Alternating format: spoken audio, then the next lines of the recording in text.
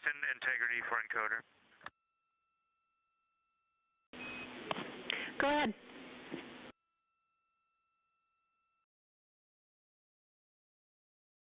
I'm getting the exact same signature on the second encoder with that status light coming on for about 5-ish seconds and then going away with no Ethernet indicator lights and not seeing it on the network. Does that status give us any hints as to what's going on?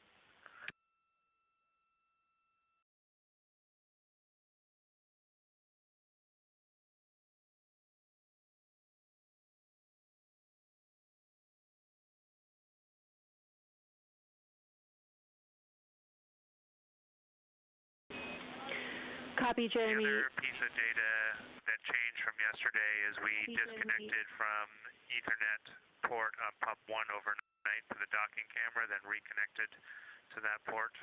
I guess I could try recycling that cable just to see if that changes anything, but I'm curious what that status light might indicate.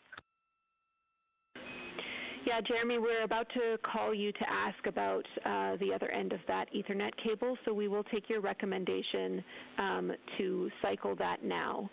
On a different topic, I do have a clarification on PCD3 for conferences if you want that now.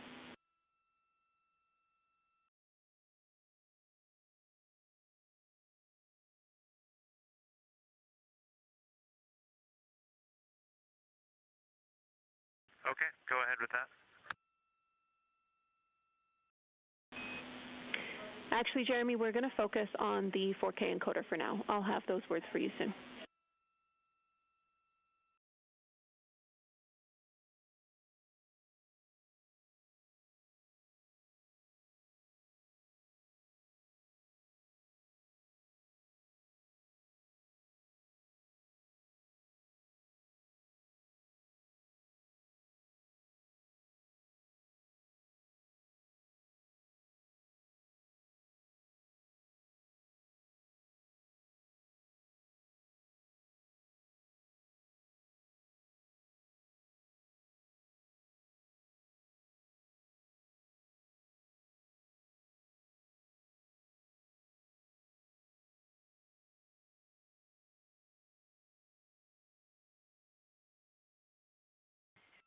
Houston integrity, just double check that Reed's PFC is happening on time. He hasn't seen anything yet.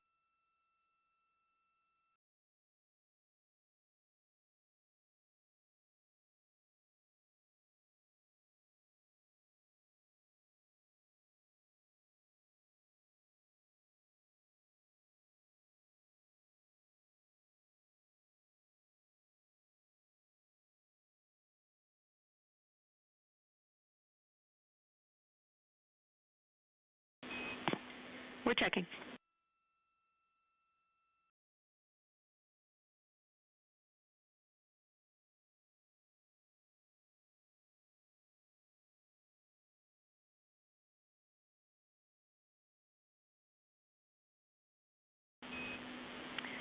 And we see Jeremy logged into VC. Reed's family is ready. We just want to confirm that you see the same.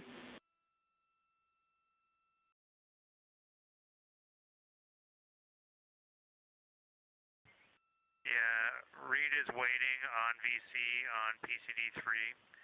Does he need to log in as him, or?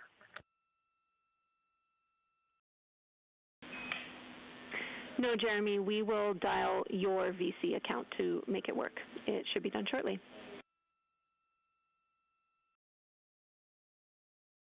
Okay. And we found the issue with the encoder. It was the Ethernet cable was plugged into the HHP cameras or whatever the ones we use for Ascent. So it should be working now, and we'll get you a view soon.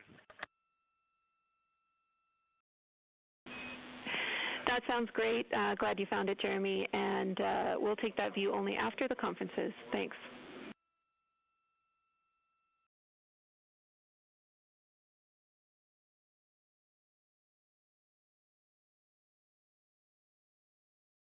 I'm I'm going to put the encoder that I got out of bag 9 back in bag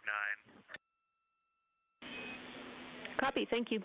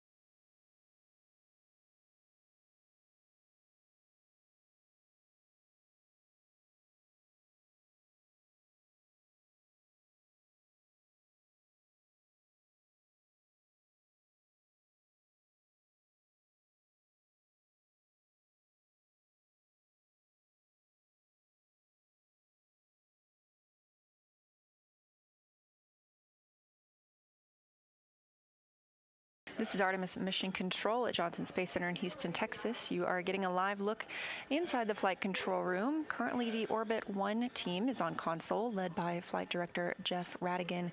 There on the right of your screen in the white shirt. Capcom for today in the center of your screen is Canadian Space Agency astronaut and Artemis II backup Jenny Gibbons. She's the voice you'll hear talking with the crew. And to her right is Capcom Matthew Dunn.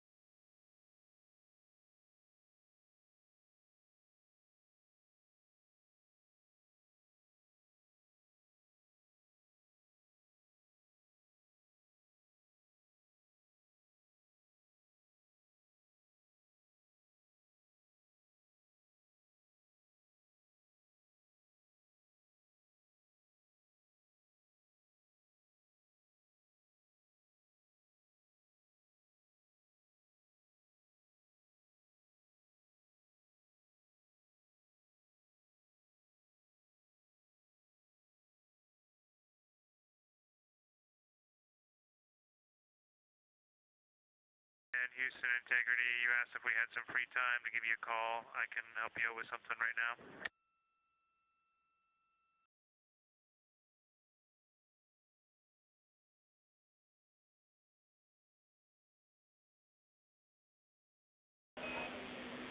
Copy, Jeremy. We'll be back with you in a minute.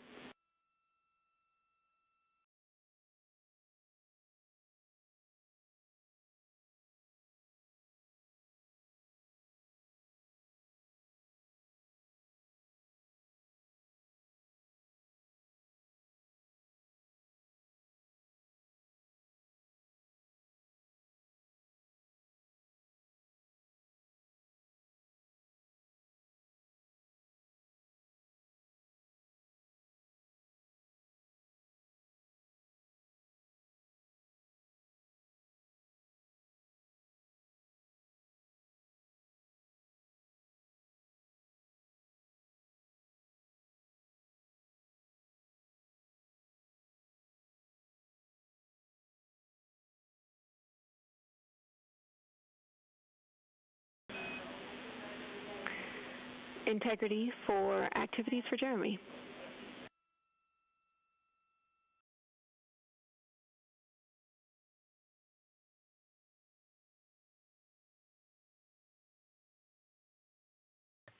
Go ahead.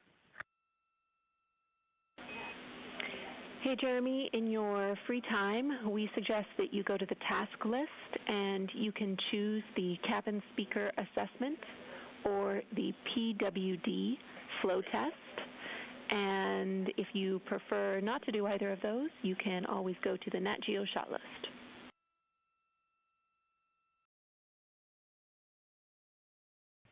Okay, thanks.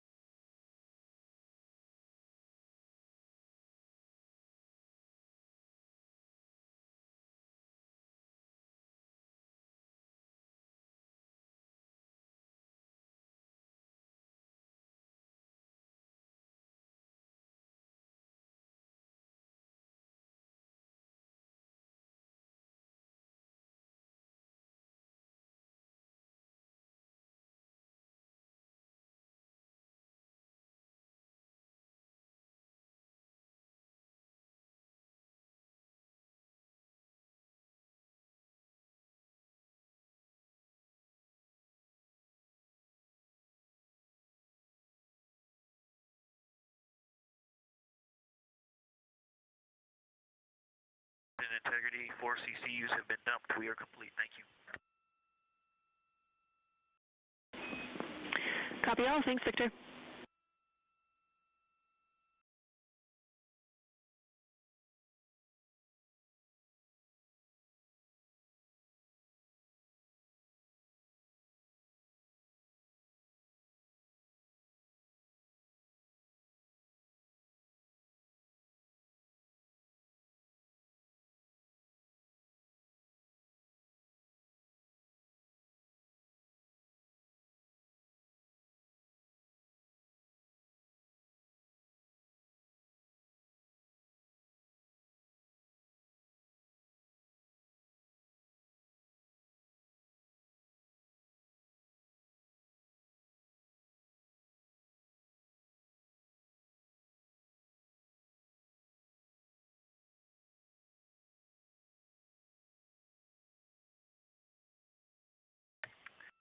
Houston Integrity, we're just curious if we had another CCU to dump in the next 10 to 15 minutes, can we just go ahead and do that?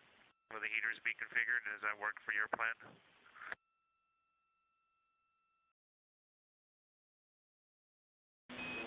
Checking.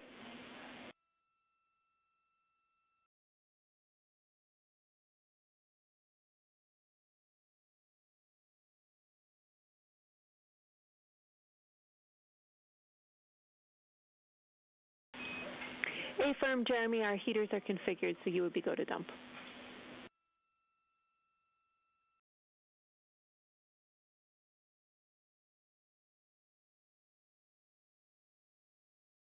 Okay, you can anticipate that then. Copy, we will.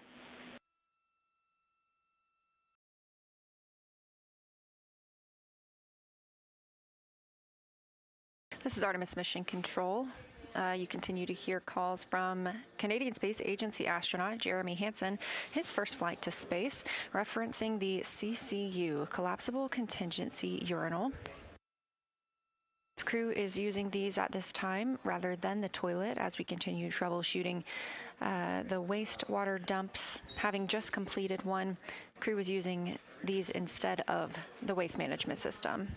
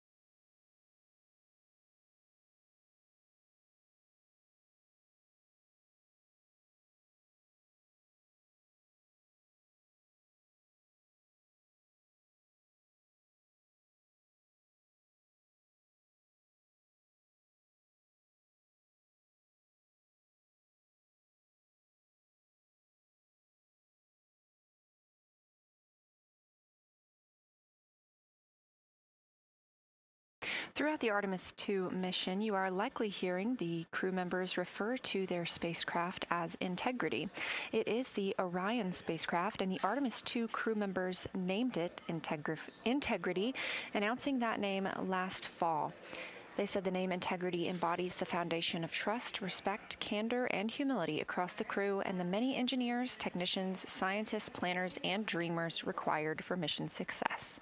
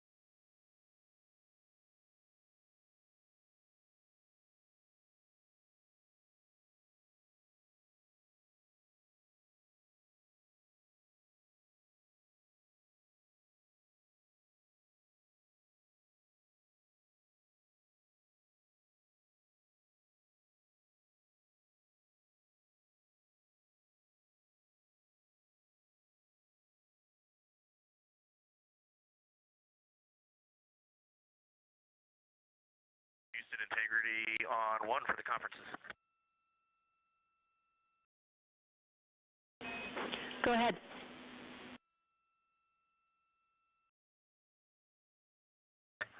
From this point forward, if you see any crew member logged into VC, just go ahead and connect the conferences straight to them. We'll likely be on Jeremy's login for most of the conferences. Copy all. That works for us. Thank you.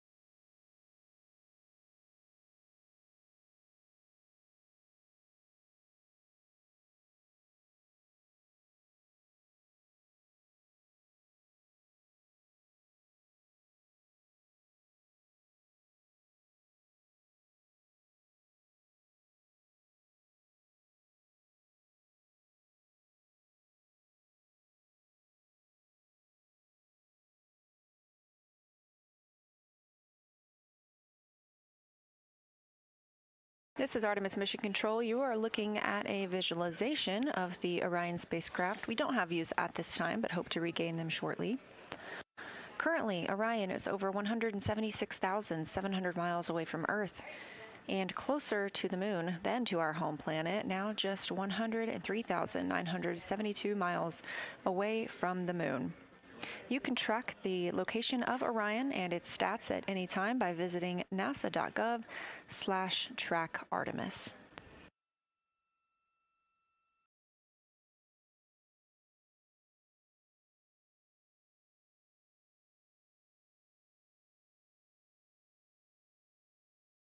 We are eagerly awaiting the lunar flyby day on flight day 6.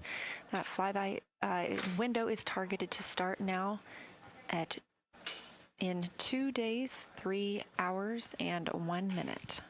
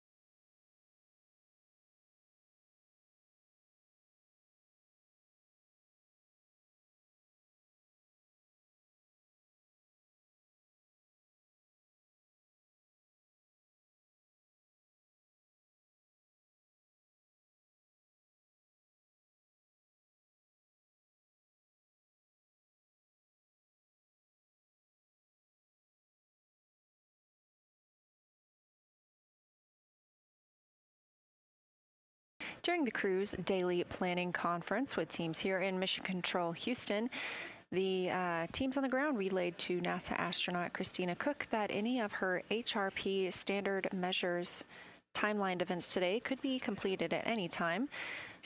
This crew is the first crew in deep space to participate in the Spaceflight standard measures studies. This is an investigation that's been collecting data from participating crew members aboard the station and elsewhere since 2018.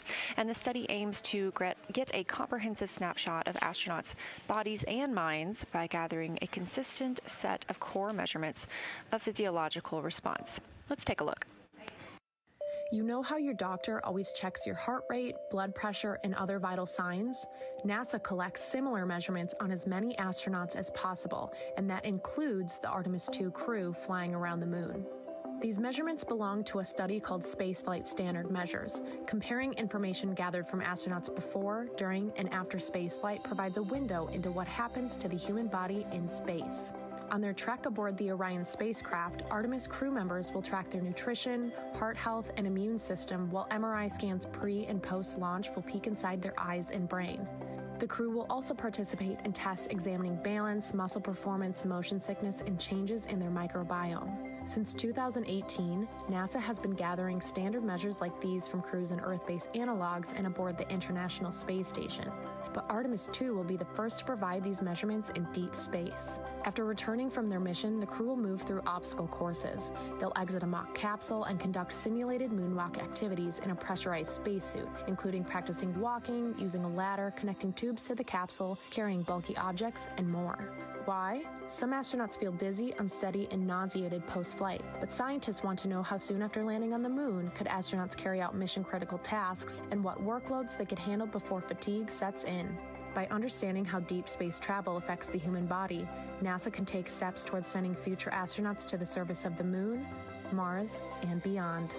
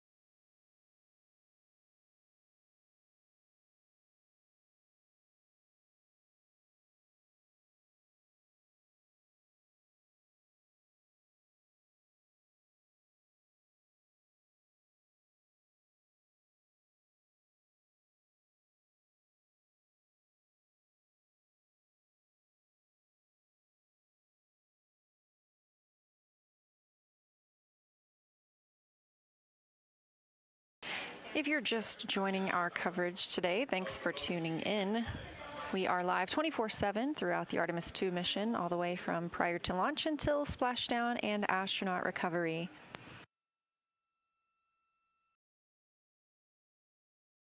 Today we were expecting to have the outbound trajectory correction burn 2.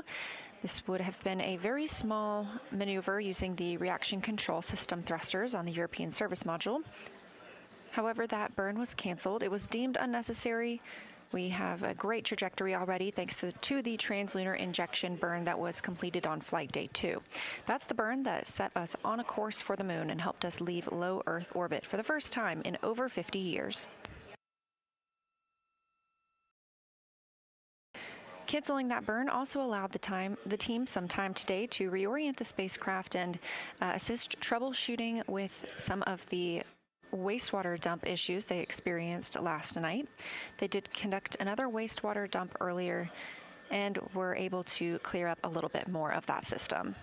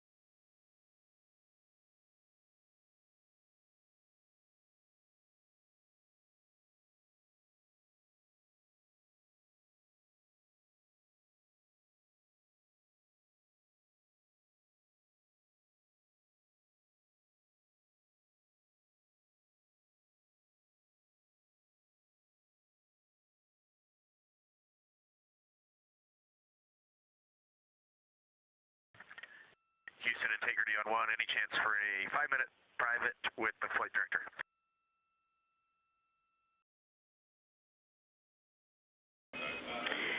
Yes, Yes, sir. We're setting it up.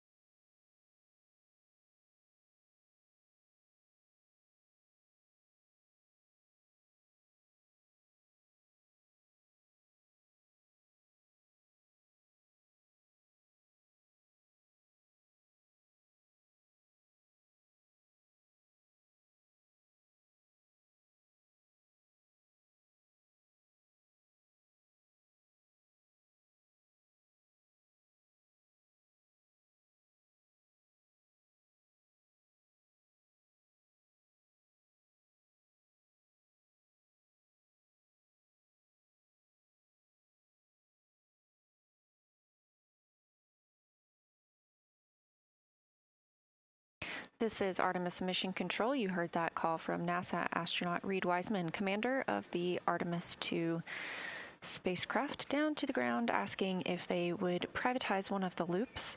Again, almost all of their communication does go out publicly, so it's not uncommon for them to request the opportunity to speak with the flight director or flight controller teams on their own.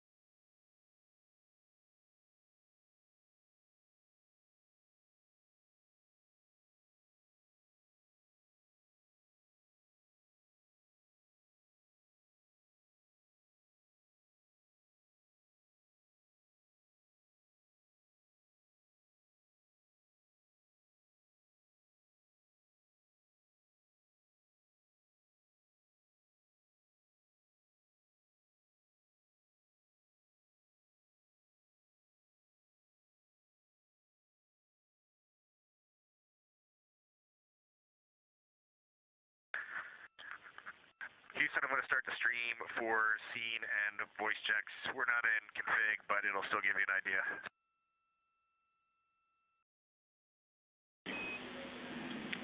Copy, we'll be ready for you.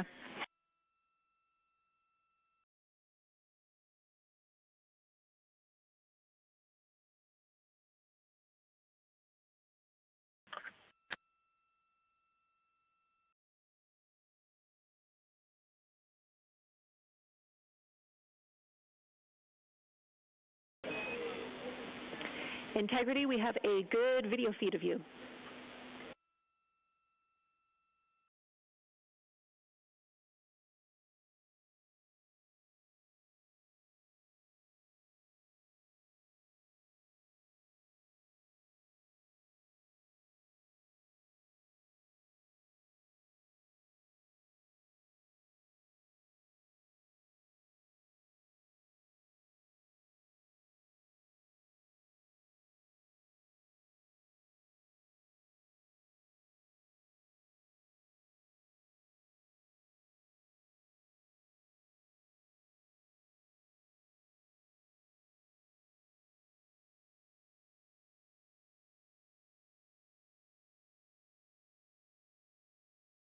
Houston, confirm you're not getting any audio.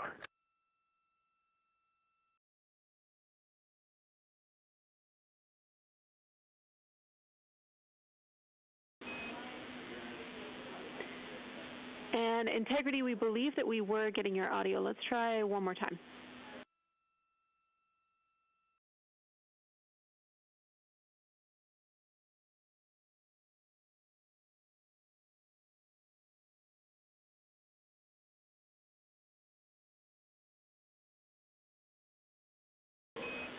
Integrity crew, I copy your 5 count, loud and clear. You're sounding good.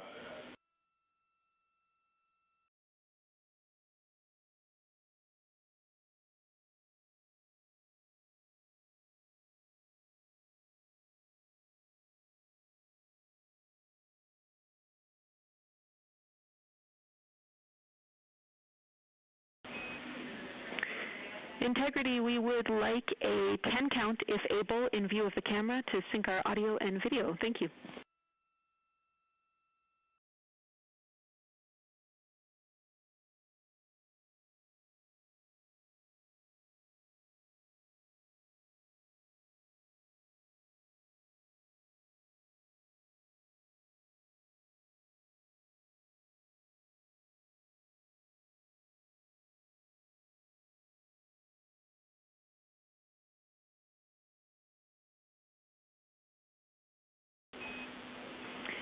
Copy, Christina. We would have taken either direction, but we prefer the blast-off direction. That looks like a really good audio and visual sync for us, so thank you.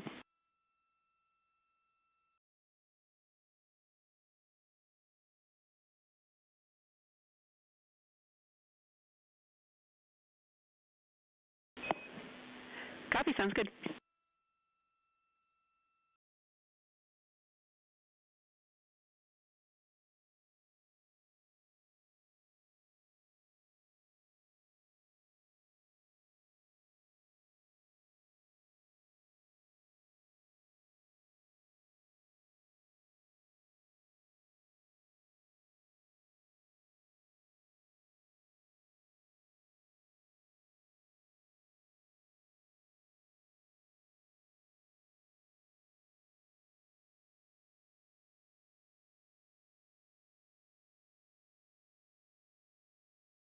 This is Artemis Mission Control. You're getting a live look inside the Orion spacecraft, named Integrity by the Artemis II crew.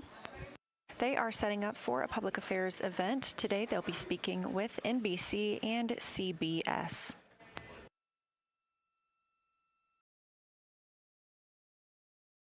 We are now 2 days, 22 hours, and 1 minute into the Artemis II mission, the first flight of humans around the moon in over 50 years.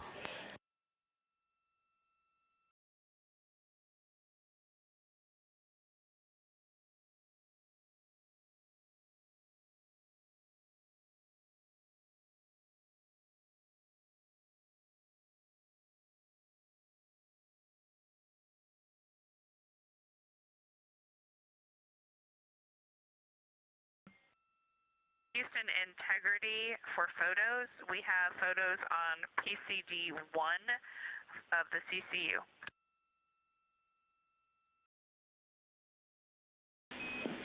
Copy. We'll grab them. Thank you.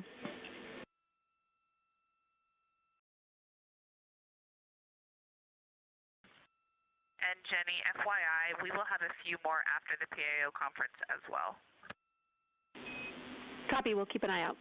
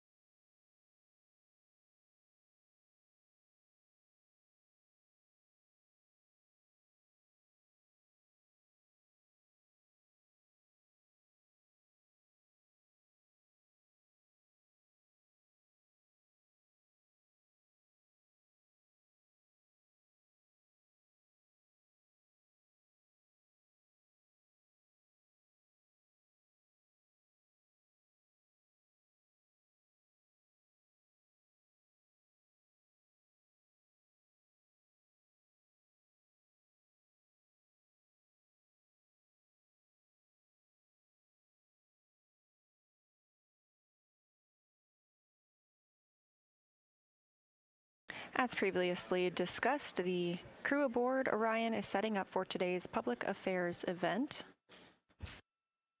This look inside the Orion spacecraft: on the left, pilot Victor Glover, and on the right, mission specialist Christina Cook, both NASA astronauts.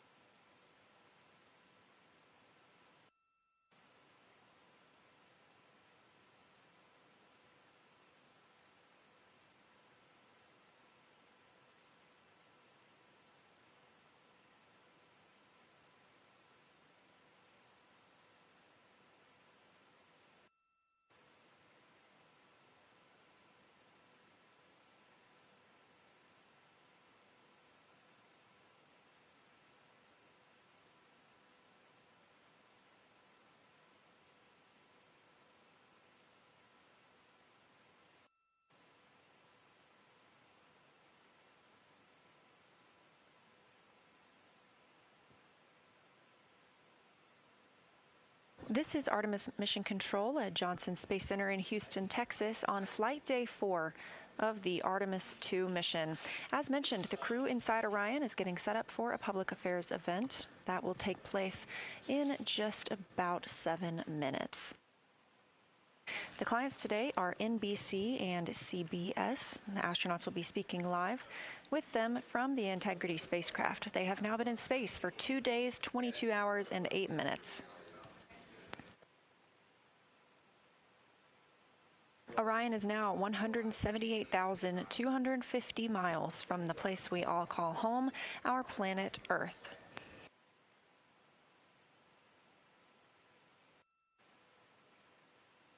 Shortly after today's public affairs event, we will be transitioning over to the mission status briefing here at Johnson Space Center. That is targeted for 4:15 p.m. Central Time.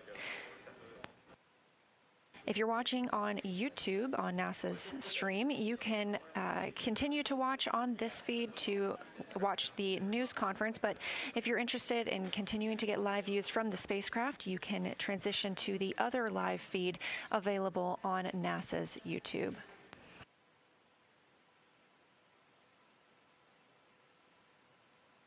Again, our coverage continues 24/7, so don't go anywhere.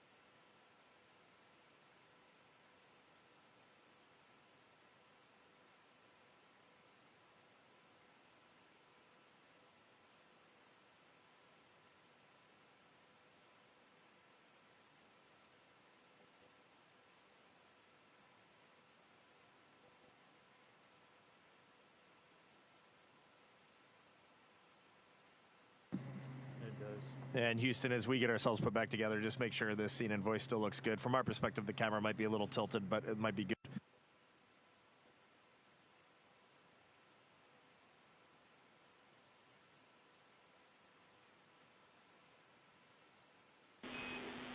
Copy, Reed. Still looks good to us.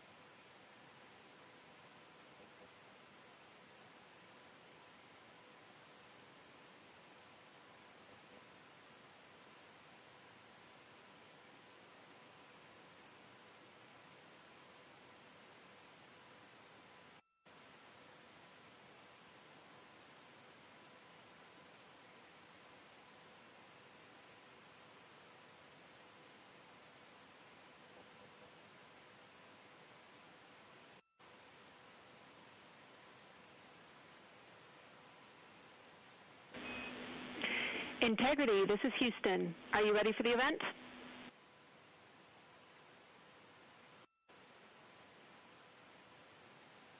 Houston, from inside Integrity, we are ready for the event. NBC News, this is Mission Control Houston. Please call Integrity for a voice check.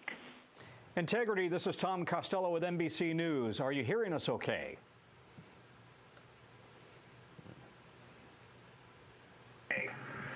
Hey, Tom, it's great to hear your voice all the way up here, 155,000 nautical miles from Earth.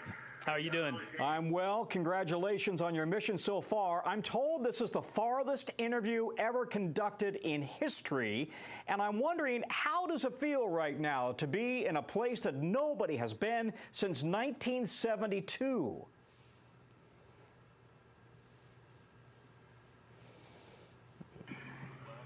Honestly, it is unbelievable that we in 1972, just being up here and seeing how difficult this is and how hard the team is working.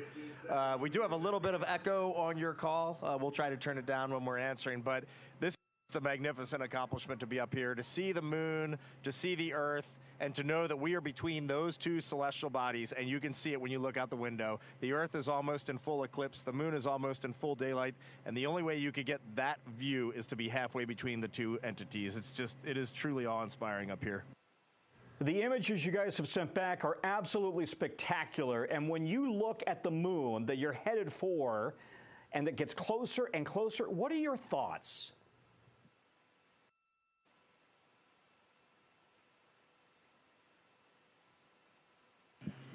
Well, last night we did have our first view of the moon far side, and it was just absolutely spectacular. I think that one of the interesting things that happens when you look at a moon that inherently just looks different is like the darker parts just aren't quite in the right place, and something about you senses that is not the moon that I'm used to seeing.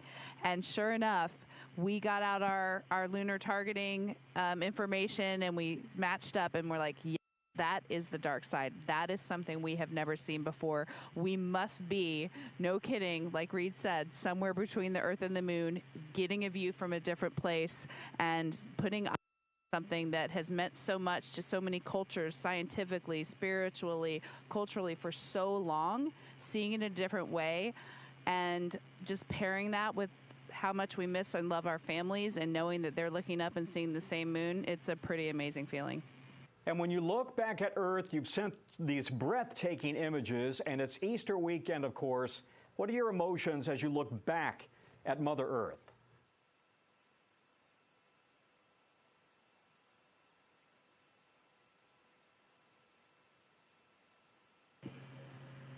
Well, before I list off a couple emotions, there's been a lot of disbelief up here, just the fact that what we're seeing, where we are, it's hard to wrap your mind around. Like, I mean that sincerely. It really bends your mind.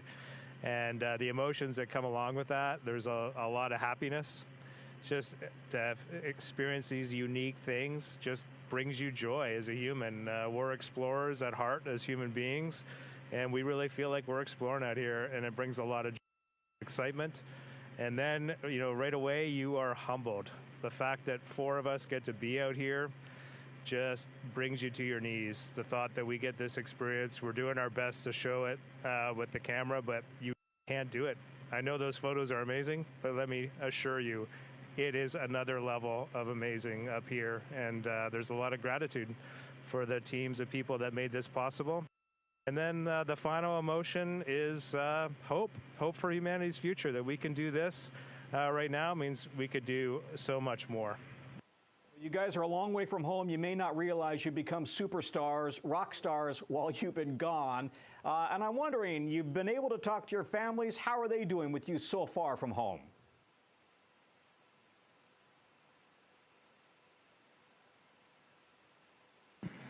Well, just from I overheard from some of the conferences and then what I enjoyed watching with my family, I think there's a lot going on. It's been interesting to hear what they have witnessed on the news and in social media, but also their launch experience. I got to hear the first story they saw, what they felt, and what they were thinking, and then what they wanted to know from me. And so the family conferences were great. It was so awesome to hear people talking to their families and then to speak with my family.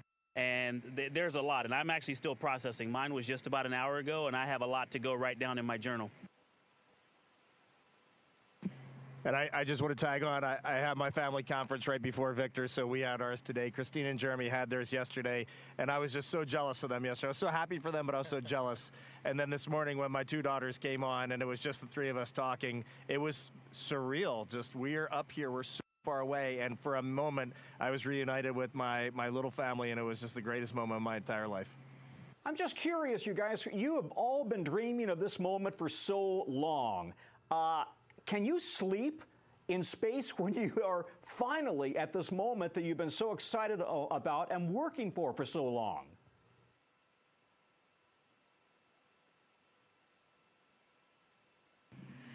Well, we do love sleeping up here, and such a long initial day that I think our bodies are ready to sleep no matter what. Most of us have been sleeping really well. For me, sleeping in space is one of the most comfortable ways to sleep, and it's very deep sleep, very full sleep. Sometimes when you first get up here, you have a little bit of a sensation that something's wrong. As soon as you wake up, maybe you're falling or you don't recognize your surroundings, but it's great. I mean, honestly, being human up here is one of the coolest things about this mission. We are just people trying to get by, and for example, we might go look at the far side of the moon and take in its awesomeness and then go, maybe I should change my socks and try to dig around for a pair of socks. So this is the dichotomy of human spaceflight. How will you describe this moment to your families, your grandkids, many years from now?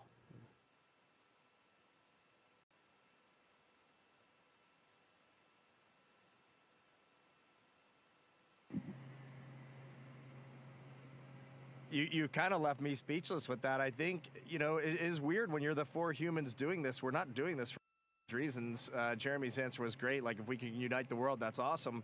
But we're just the lucky four that got to be on this mission. We were in the right place at the right time with our international team, and we're up here doing this. I don't think any of us have really thought about legacy or any of that sort of thing. I do think it would be really neat someday if I can sit around with my grandkids, or maybe Ike's grandkids, or Christina's, or Jeremy's, or, you know, somebody somewhere, and tell stories of these times up here, because some of them are going to be unbelievable. There's beauty, but there's human elements too, and I just think it'd be fun to share in this human adventure. The key part of human exploration is the human, and coming back and sharing the story, and we're going to try our hardest with every single person on planet Earth.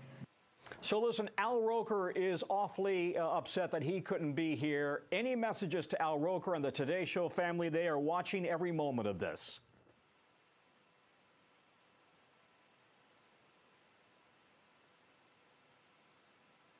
I have to be honest, I'm a little sad Al's not doing this interview too. It's great to talk to you, Tom, but I mean, Al, you know, we had so much fun running around KSC with him, and so I hope he watched the launch, and we look forward to talking to him when we get back. Love you, Al. Yeah. He was with me the whole time. You all look great. We're wishing you a great trip, and we want to see great photographs from the far side of the moon. Thank you, Integrity.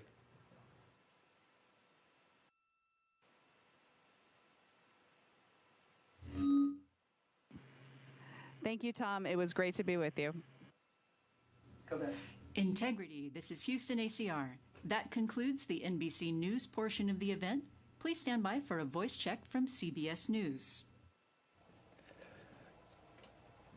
Integrity, this is Mark Strassman with CBS News. How do you read me?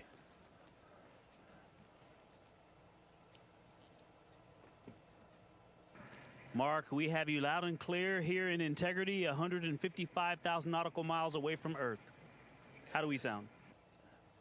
You sound fantastic. Congratulations on all your success so far, and thank you for the amazing images that you sent back from space.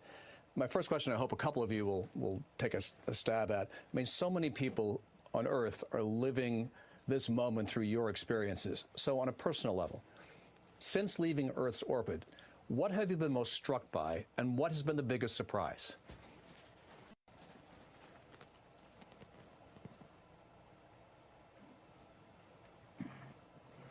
Oh, I definitely think the thing that I have been most struck by was, I'm going to steal Jeremy's answer right here, but on translunar injection day, before we did that translunar injection burn, give me a second for the technical, and then I'll get to the artistic, but we're 38 miles from Earth, and then we got to come down to just 100 miles from Earth and do that translunar injection burn, and then we head out to the moon. And just that entire time, I mean, you could look away from the window and then look back, and Earth was bigger and bigger and bigger and bigger. And finally, Jeremy goes, I'm not sure if we're going to go around it or hit it. I mean, we're going right at the Earth.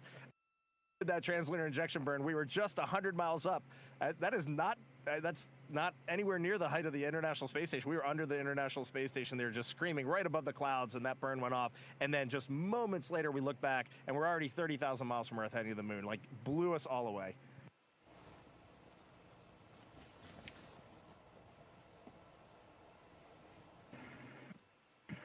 You know, Mark, I think one of the things that has struck me, there's so many amazing and so many profound things that we've seen and felt on this mission.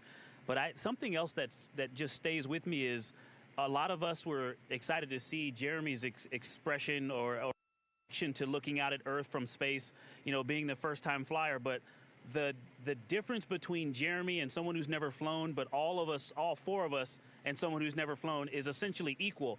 The three of us space before, I think, feel just as amazed to be up here and to see some of the sights that we've seen. And so even though we lived on space station for a collective 2 years, we have seen and felt things that we have never felt before, from that ride, that wonderful ride on SLS, to being that 38,000 miles from Earth and just seeing some amazing views.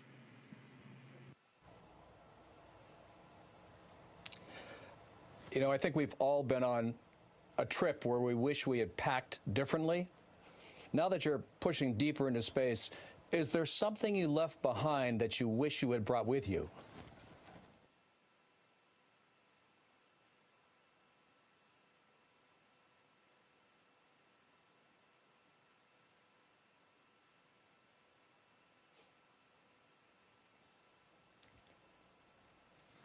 You're hearing a lot of brainstorming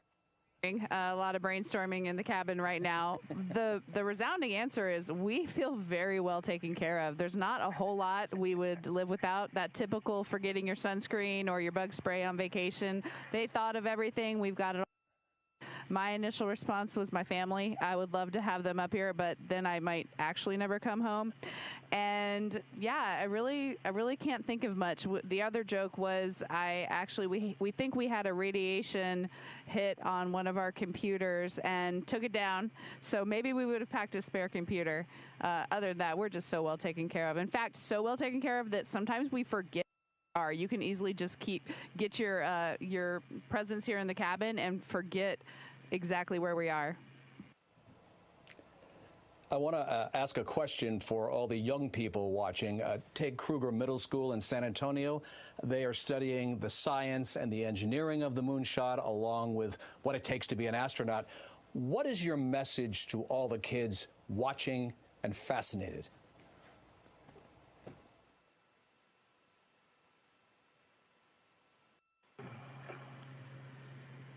Yeah, I was sharing with some people yesterday, you need to identify your passions in life. We all are attracted to something out there that, just kind of fired up. And then just to recognize that everybody has something of value to offer. I mean, that is just a true statement. And we as humans, even the four people up here doing this, we have self-doubt. We've had it in our pathway as well. And so I know all those youth out there too are thinking, no, I can't do that. Every once in a while, you're going to have that. And so share your passions with others, and you're going to be amazed at how they help you. They're on your team, and they're going to help you accomplish the things that you're interested in doing. And the reality is humanity needs those contributions. So just get after it. Victor, I have one for you. Apollo 8 had a memorable Christmas Eve reading from Genesis. Do you have a message you'd like to share from space about Easter Sunday?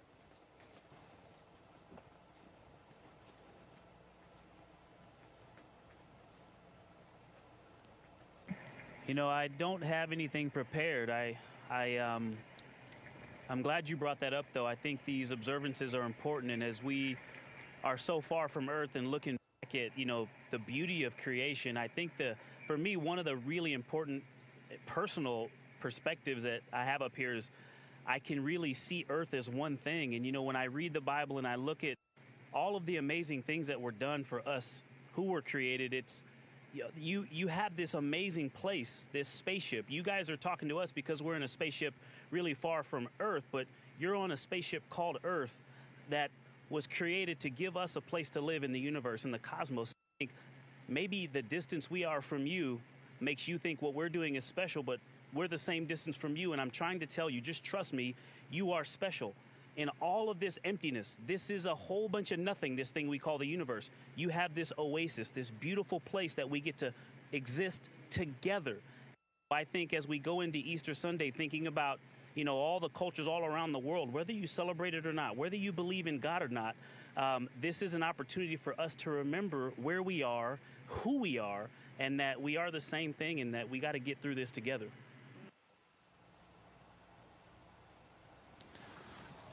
Well, for someone who didn't have anything prepared, that was really quite extraordinary. Another question. During the lunar flyby, you're going to have radio silence for about 40 minutes. You'll be on one side of the moon. Everyone else on Earth will be on the other. You'll be focused on the mission. What do you hope the rest of us are thinking about?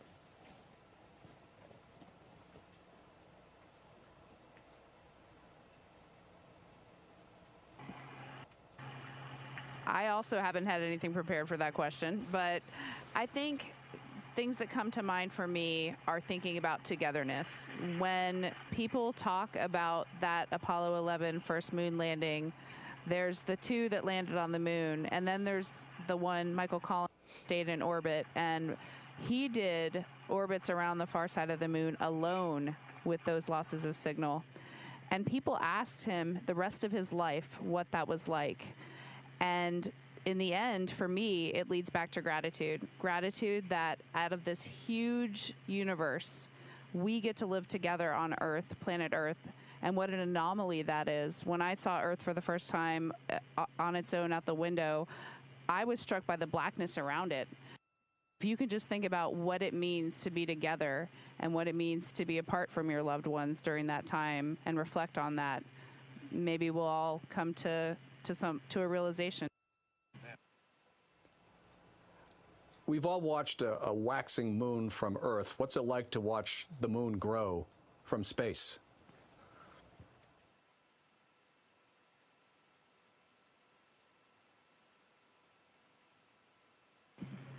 Well, before I get to the moon, something that I've just been really taken by is the waxing and waning Earth from our different perspectives.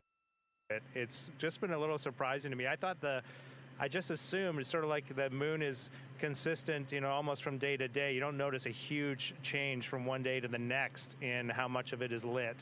But from, you know, 1 hour to a few hours later up here, we can see a completely different Earth as this orbit changes, especially when we are close to Earth. That was really surprising to me, from like crescent to full Earth. We woke up that first morning on TLI morning, it was a half Earth. Then it was a full Earth, and then it was a no Earth. Yeah. It was really amazing. To watch the moon grow is exciting. That's our destination. That's where we're locked onto. When we're done with you today, we're going to get into some review of some of the science we're going to be doing and shifting our mindset to the Earth or to the moon. And I'm pumped to do some of those observations, some time up close and personal with the moon before we set our sights back at home. And I'll just add, yesterday we were looking out the docking hatch, which is off the camera to the top side, and we were just starting to see the moon, and it just looked different. And we were catching glimpses of the far side, the side that you can never see from Earth, of Grimaldi, of Orion. We were just starting to see around Grimaldi into that far side. And as for humans who have looked at the moon our entire lives, it just looked different out the window, and that is wild. It just really put our place in the universe in perspective. Thank you very much, everyone. And I think all of you should be grateful that Christina is such an expert space plumber. We'll see you when you get back.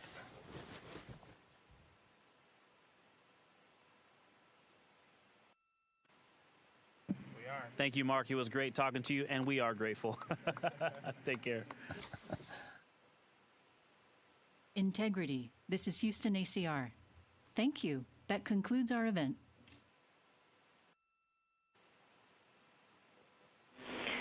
Thank you to all participants. Integrity, we are now resuming operational audio communications.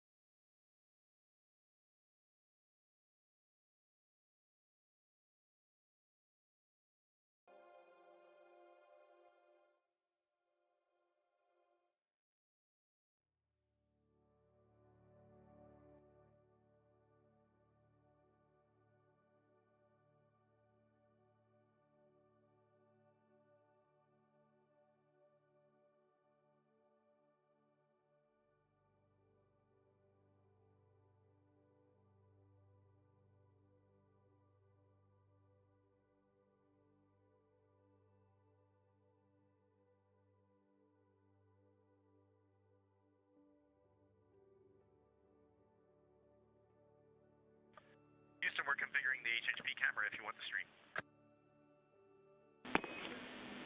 Copy, thanks, Reed.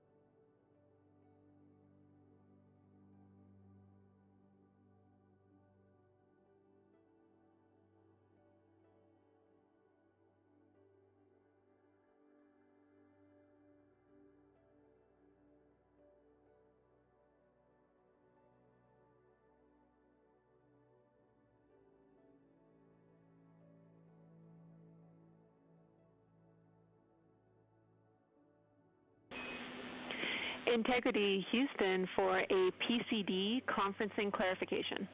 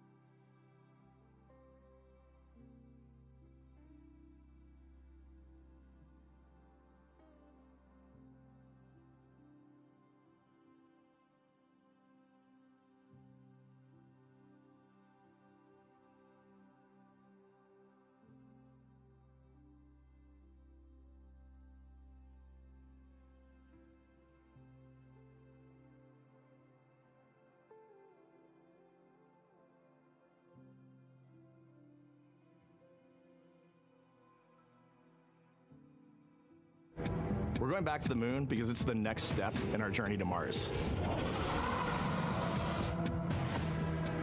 We were always going to the moon. Pushing ourselves to explore is just core to who we are. That's a part of being a human. And liftoff. We shall return. Continuing to test out every bit of Orion. Coming back to Earth, 7 miles a second. When humanity sets big goals, we can bring together genius from around the world. You have the best people on planet Earth putting this vehicle together. That's what's up.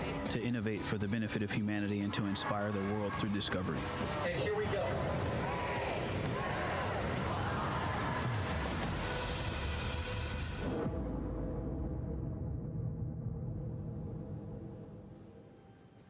Good afternoon and welcome to NASA's Johnson Space Center in Houston, Texas.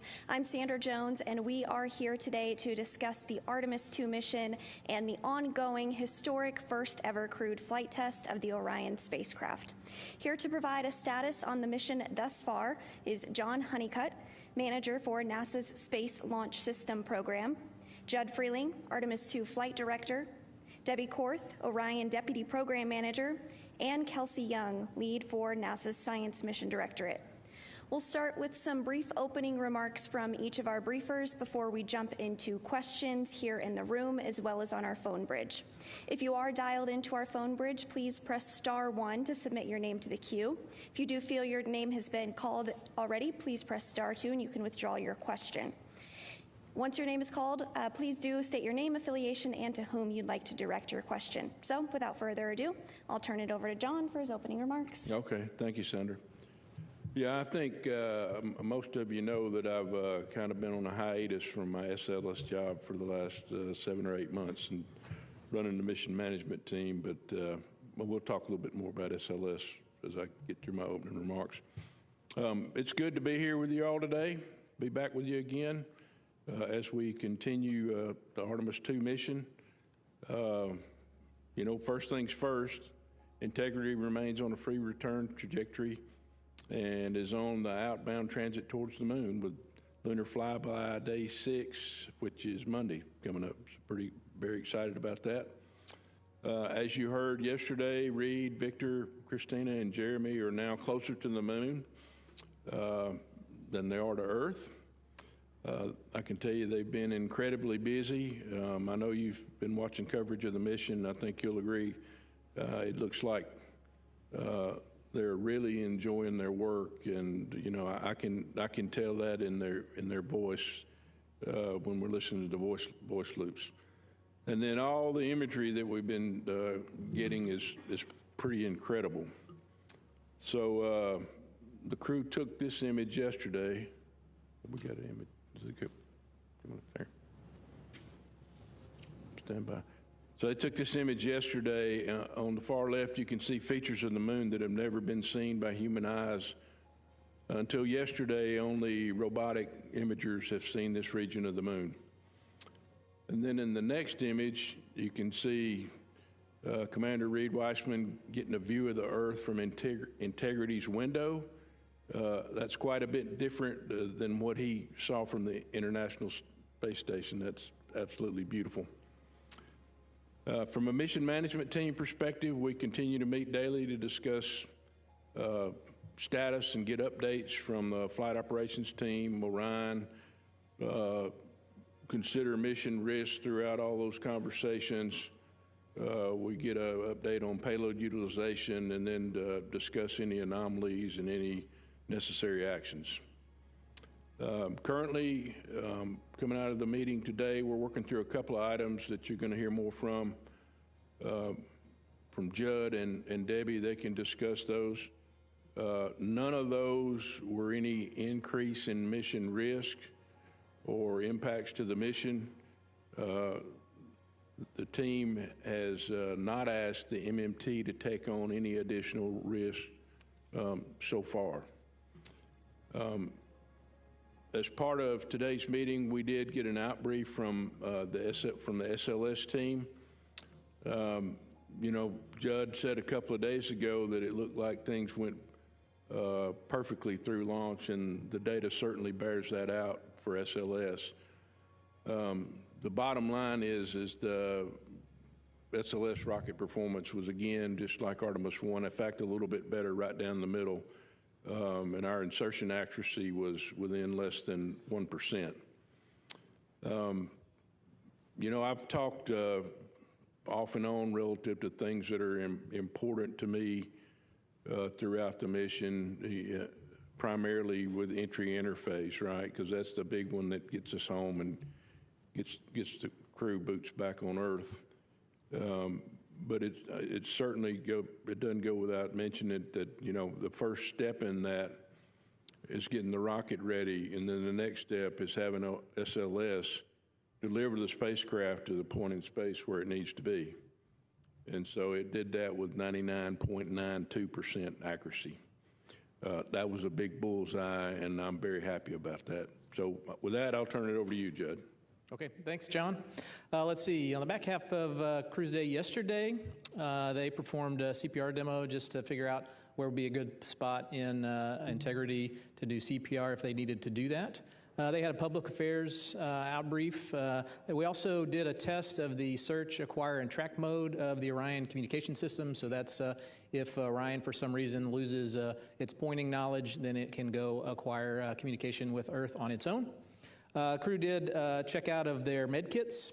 They did some also a Nat Geo event there. They also had, we also did a DSN emergency comm test again to test out the ranging on the emergency comm system to make sure that was all working, everything went well. Jeremy also had another CSA public affairs conference, planned medical conference.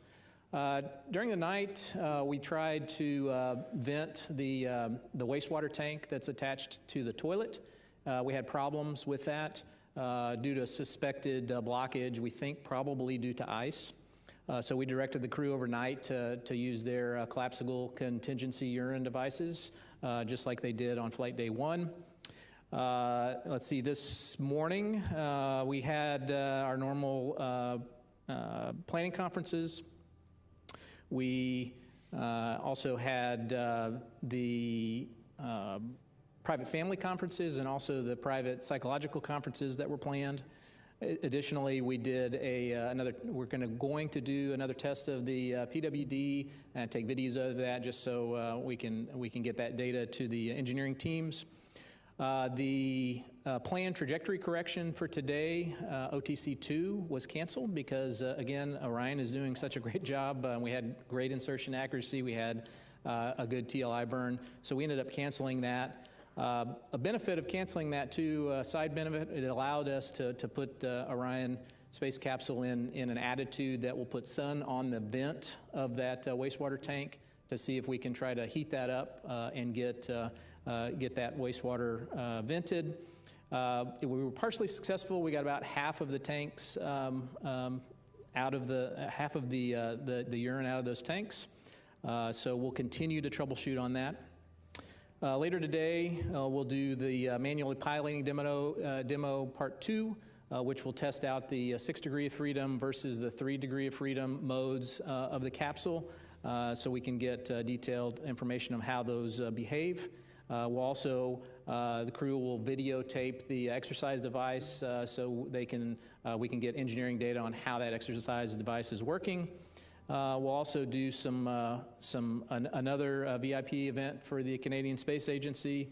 We'll do some imaging, taking pictures out the window, and then the crew has their planned medical conferences.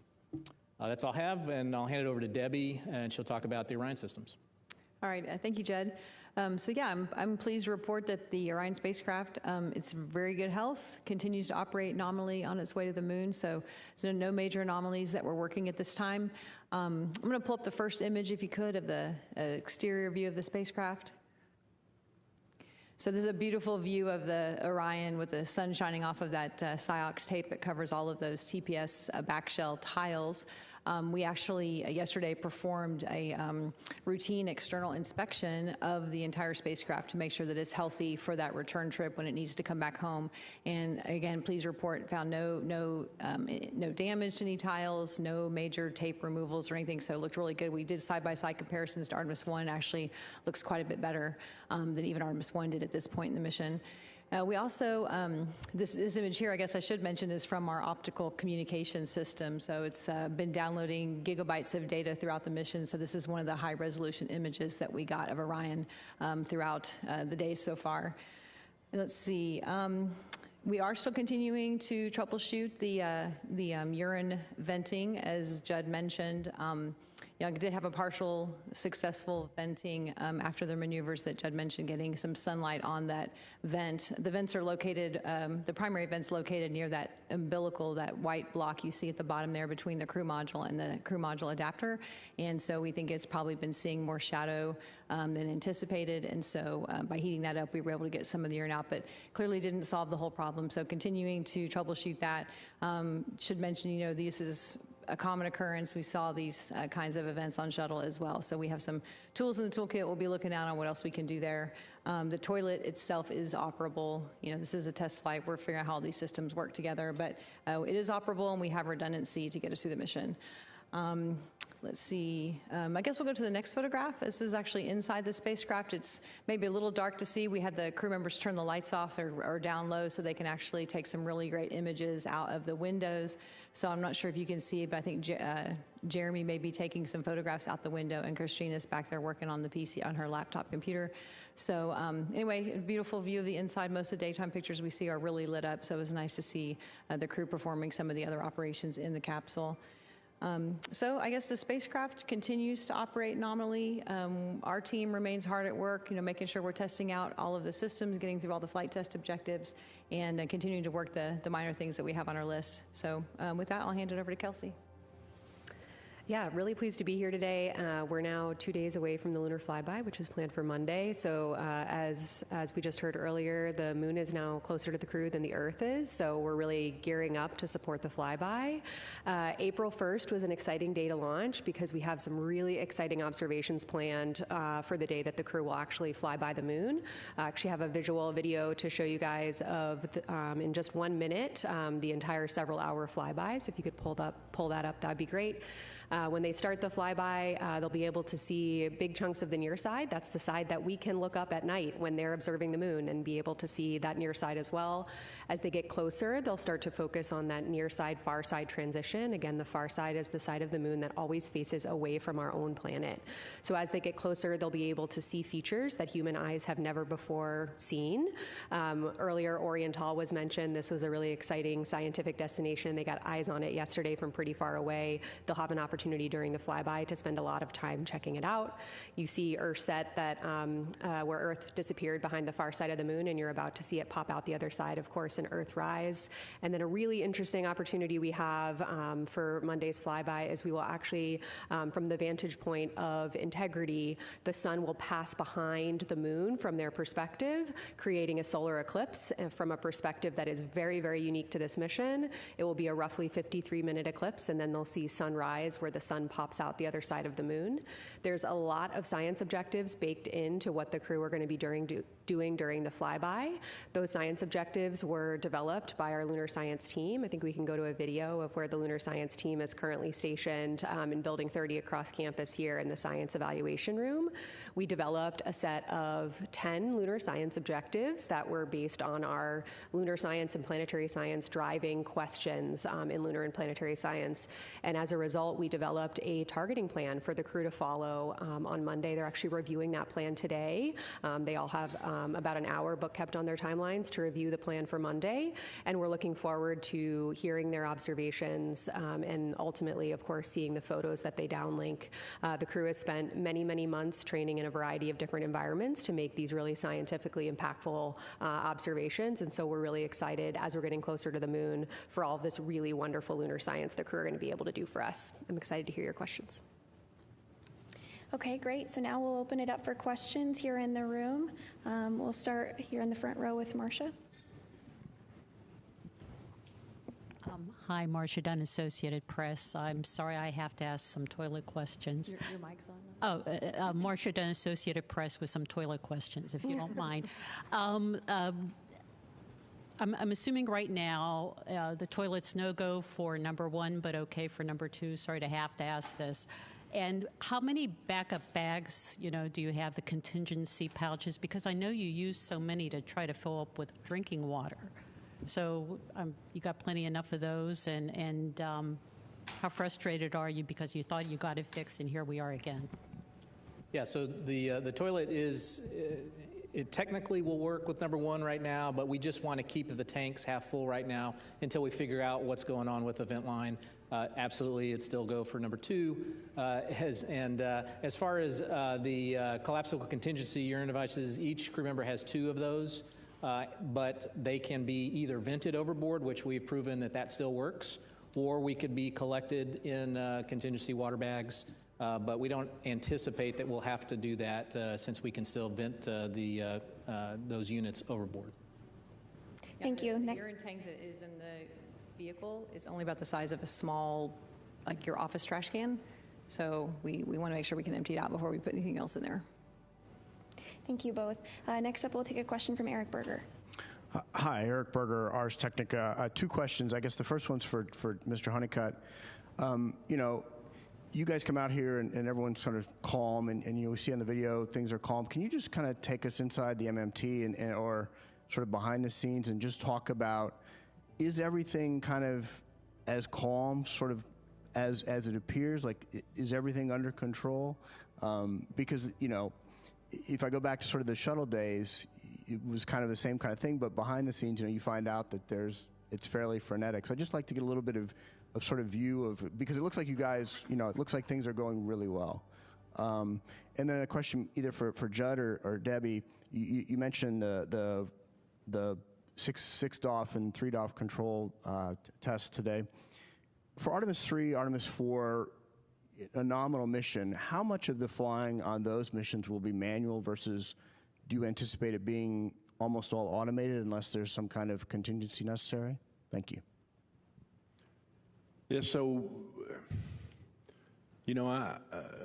I've been accused of not worrying or getting excited about things and kind of even keel, and I see that in the rest of the team in the meetings every day. Now, we spent a great deal of time training, and the training team gave us some really hard things to work throughout training. And so I think it's a tribute to the amount we trained about and how good the teams are working together. I've been very pleased with the way that the Orion team, the MER team, and FOD have been integrating across each other prior to coming to the MMT, so we got pretty crisp stories. So we've had some things to talk about. The MMT's asking good questions across the board. I think I'm getting really good answers from the technical teams that are in the room presenting. So I don't have any doubt at all if we run into something that gets a little tougher, I think things will still remain calm. I think the teams get ahead of it before they get to the MMT and generally come back with good recommendations.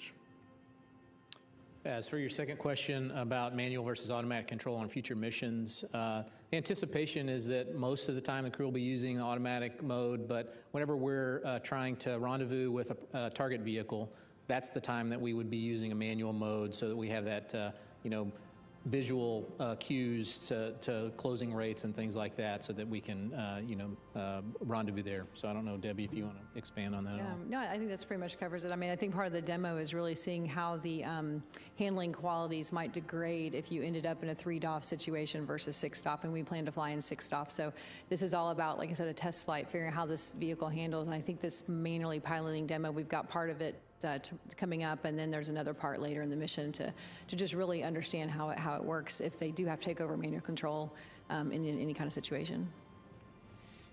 Thank you. Next up, Joey Roulette. Thanks. Joey Roulette with Reuters. I just wanted to quickly follow up on that question for Debbie. You said no major anomalies on this mission. Is there anything that you guys are tracking that are not typically major, I guess, but that were off nominal? And I'm also curious to hear, what everyone thinks about the internet's fixation on the toilet issue. The internet, they love space toilets for some reason. I'm just curious to hear, your guys' perspective on that and how you perceive that. Thanks. Yeah, I think space toilets and bathrooms is something everybody can really understand. And we're flying it for the first time. Apollo didn't have that kind of technology in the vehicle, so it's always a challenge. They still have challenges on the space station with toilets. It's just a very complicated thing to accomplish. So some of the things we're seeing, we were not totally unexpected. The icing events is things we've seen before, so I think we've got ways to work through that. We just got to figure out how we can point the vehicle the way we need to. There's other constraints with pointing the vehicle for power generation and thermal protection of the vehicle. So how do all these things work together? And you can only test that once you get the vehicle up in space for the first time. So no issues there. Other small things, I just mentioned, there are a lot of little things we're working every day. I wouldn't say anything major. The crew did detect a kind of a smell coming from the UWMS or the hygiene bay area, but not a biological smell, something. So we're trying to figure out what could that possibly be. So we have analyzers on board, we can look, but we're not seeing anything off nominal in our power systems, our thermal systems. So, we'll be looking into that to make sure we can understand what that might be. I can't think of anything really else. There's a lot of little things, but that's probably the only thing that we've got teams really looking into at this point. I think the fixation on the toilet is kind of human nature, right? Everybody knows how important that is to us here on Earth, and it's harder to manage in space. So it's, I'm interested in it. I know we're in a good state right now, but I would really like for it to be in the best state that it can be for the crew's sake. They're kind of like, it's a little bit of camping in space already, but then it makes the camping a little bit tougher when you don't have the full capability of the toilet. But, they're okay, and they're trained to manage through the situation. We'll continue down the row with Irene. Irene Klotz with Aviation Week. Regarding the demonstrations on the proximity operations, rendezvous, and eventual docking with HLS, what's the current thinking when HLS is flying, whether Orion or HLS would be the active vehicle, which active, which passive? And then I had a separate question about Orion, considering this being the first flight of a crewed vehicle, compared to the other systems. There haven't been that many, a handful maybe. How would you compare this performance on the first flight with some of the previous Dragon, Starliner, maybe even Shuttle going back? Thanks. So I'll take the first part. Whichever vehicle the crew's in will be the active vehicle. And so if Orion is rendezvousing with HLS, for instance, Orion would be the active vehicle. And then when they would come back from the moon, then HLS would be the active vehicle rendezvousing with Orion. As to your second question, I don't know. Yeah, I'm sorry, I don't have a lot of information on the earlier or the more recent crewed vehicle test flights and things that they experienced. I would say Orion's performing remarkably well. So we are pleasantly surprised. We're hoping that this is what we were going to see, but we did fly a lot of redundancy in our systems in case we didn't. So as far as those comparisons, I'd probably have to defer to someone who knows more about what happens, directly in Dragon and those other vehicles. Okay, our next question's here in the front. Hi, Philip Sloss. One question for Judd. Are you going to plan on doing an OTC-3 burn, or is it possible to delete that as well? And then for Dr. Young, just to clarify, the eclipse, the 53-minute long eclipses, where is that in that 3-hour flyby window? Thank you. So currently, OTC, the outbound trajectory correction number 3, we do plan to do that based on our current numbers. So. And we'll do that with the SM reaction control system. And the eclipse, so the fly-by-day profile will look like a roughly 5-hour period where the crew is observing the moon. Like in the video you guys saw, they'll see the illuminated surface of the moon. And then a short time after Earthrise, we will kind of have a break in lunar viewing attitude where they'll be doing some other tasks before then pivoting back to look at the eclipse. So the 53-minute eclipse is roughly, an hour after Earthrise at the end of the flyby window. Thank you. Next up, Jackie. Hi there, Jackie Waddles with CNN. Another question for Dr. Young. I just wanted to ask, because the president's budget request came out yesterday, and we saw another proposal to cut 47% of NASA's science budget. I just wanted to ask you, how are you thinking about how that changes the agency's science initiatives and even some programs that help support Artemis, even though I know Artemis had an increase in funding. And also would just love to know how that's affecting employee morale and what you're doing to kind of keep employees happy. Thanks. Our briefing today is focused on Artemis II. Our budget numbers are available online at nasa.gov/budget. If you guys have any additional questions, you can reach out to Public Affairs after about the budget. Thanks. Let's go to another question in the second row. Yes. Thank you. Tarek Malik with Space.com for Dr. Young.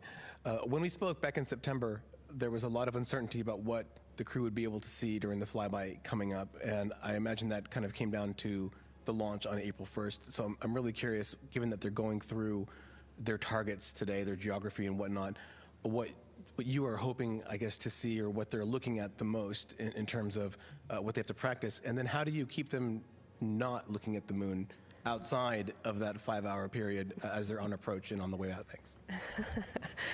Relatable question.